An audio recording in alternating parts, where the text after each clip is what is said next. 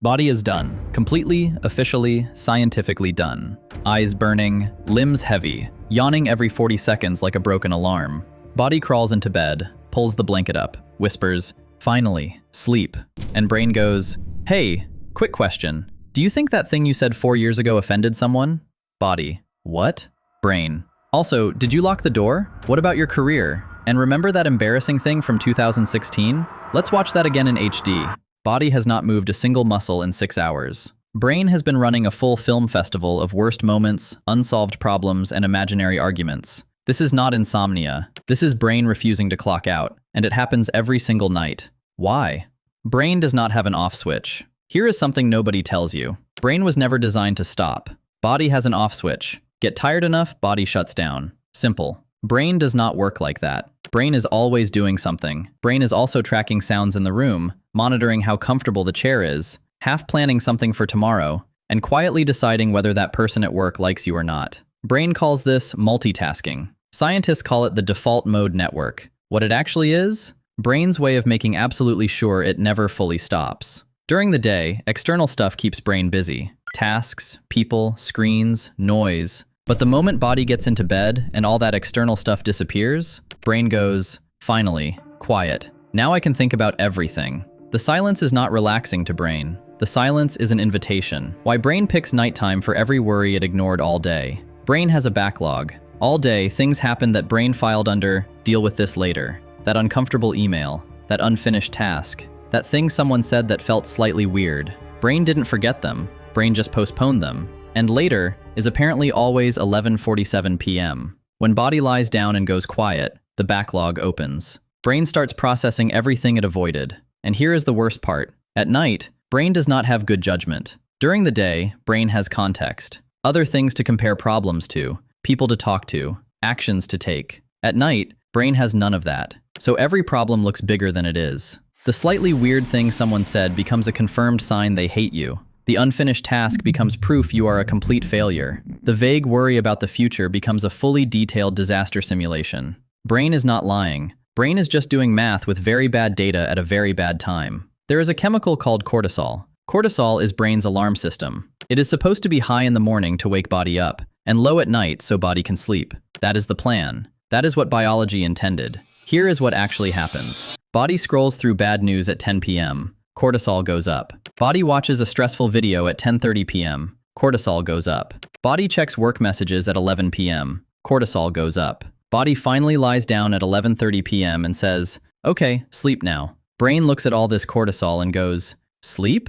We are clearly in the middle of an emergency. This is no time for sleep." The alarm system is blaring. Body says rest. Cortisol says danger. Brain listens to cortisol every time. Because brain has exactly one job: keep you alive. And sleeping through an emergency is not on the approved list. Here is something that makes everything worse. During the day, body had no time for itself. Work, responsibilities, other people, things that needed doing. By the time everything is done, it is already late. But body never got any time that was just its own. So body stays up. Not because body is not tired. Body is exhausted. Body stays up because staying up feels like the only freedom left in the day. Everyone needed me all day. This hour is mine. Scientists actually have a name for this. Revenge bedtime procrastination. Body is taking revenge on the day by refusing to end it. The problem is brain is still running the same stress programs from the entire day. So instead of actually resting, body sits there, half watching something, half thinking about everything, fully not sleeping. Brain is not being difficult for no reason. Brain needs a signal. Specifically, brain needs a signal that says, "The day is over. There is no emergency. It is safe to stop now." Without that signal, brain keeps going. Because from brain's perspective, nobody officially ended the day. Day just blurred into night. Same light, same screens, same stress. Why would brain think anything changed? Here's what actually sends the signal. Dim the lights an hour before bed. Brain uses light to track time. Bright light says noon. Dim light says the day is ending. This is not a preference. It is hardwired biology. Bright screens at night tell brain it is still daytime. Brain stays alert. Dim, warm light tells brain the sun is going down. Brain starts preparing for sleep. One small change. Surprisingly powerful result. Signal 2.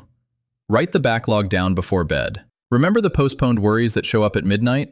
Give them somewhere to go before midnight. Spend 5 minutes writing down everything sitting in brain's queue. Unfinished tasks, worries, things to remember, anything that is open. Once it is written, brain does not need to hold on to it. The note is holding it. Brain can let go. This is called a brain dump, and it works because brain is not trying to be difficult. Brain is trying to make sure nothing gets lost. Give brain a safer place to store things. Brain will stop shouting them at midnight. Signal 3. Give brain a boring job at bedtime. Brain needs something to do. That is not going to change. The trick is giving brain something so boring that it naturally winds down. Reading a physical book works better than screens for this. Not because books are more virtuous, because books do not send notifications, do not autoplay the next thing, and do not have an algorithm designed to keep brain activated. Brain reads, gets slightly bored, starts to slow down. Sleep follows. Signal 4. Stop solving problems at night. When a worry arrives at 11 p.m., brain wants to solve it immediately. Resist this. Not because the problem is not real, because brain at 11 p.m. is a terrible problem solver with no good data and no ability to actually do anything about it until tomorrow anyway. Write it down. Tell brain, we will handle this tomorrow at a reasonable hour when we are functional. Brain will argue. Brain will say, but what if we forget? But what if it is urgent? But what if... Write it down. The note handles it. Brain can rest. The one rule that changes everything. Same time every night. That is it. Not a perfect routine. Not blackout curtains and magnesium supplements and a 47-step wind-down ritual. Just same time every night. Brain runs on a clock. A literal internal clock called the circadian rhythm.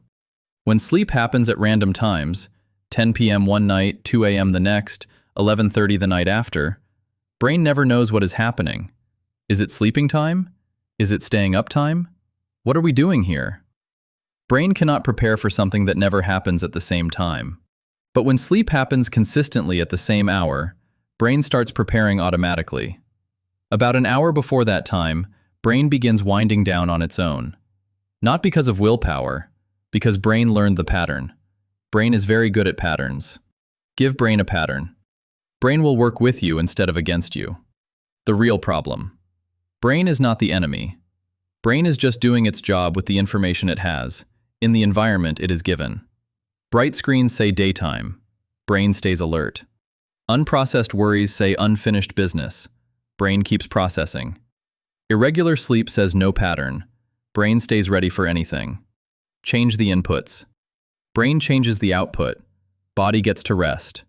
Brain gets to reset. And tomorrow, both of them show up actually functional. Instead of running on 4 hours of sleep and regret. Brain is grumpy. But brain is not unreasonable. Give brain the right signals. Brain will finally let you sleep. Grumpy Brain 101 says, thanks. Like this video. Toss it a subscribe. It keeps the neurons firing.